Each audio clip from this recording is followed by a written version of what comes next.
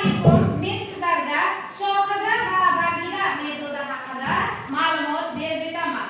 Ushbu metod tarix, huquq, ona tili adabiyot va boshqa fanlarda qo'llash mumkin. Bu metod o'quvchilarni diqqatli bo'lishga undab, yod olish qobiliyatini o'stirishga xizmat qiladi. Ma'lumki, tarix, tarbiya, huquq va boshqa fanlarda taniqli insonlarning fikrlari ko'p uchraydi. Mana shu taniqli insonlarning fikrlarini yod olishga ushbu metod xizmat qiladi. Sizga ushbu metodni qo'llanish tartibi haqida ma'lumot berib o'taman.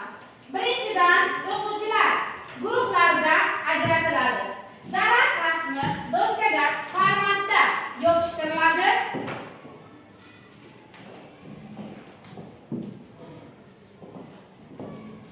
Yoki elektron doska bo'lsa, PowerPoint dasturidan foydalanib, daraxt rasmi yaratish mumkin. Kartochkalarga jadval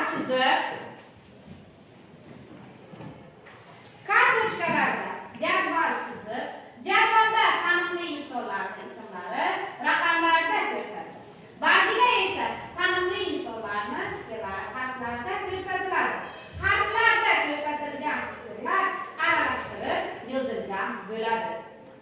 Kartochkalar guruhlarga tarqatiladi.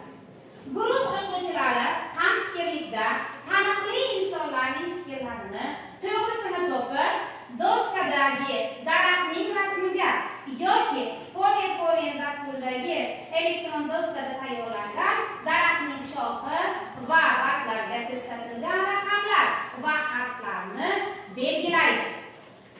Eng ko'p to'g'ri javob topgan guruh g'olib bo'ladi.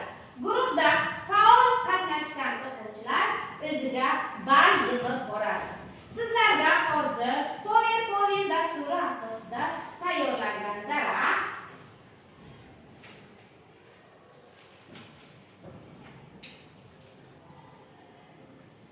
hamda jadvalni ko'rsatib o'tamiz. Shu orqali o'quvchilar shohida va bag'ida metodi orqali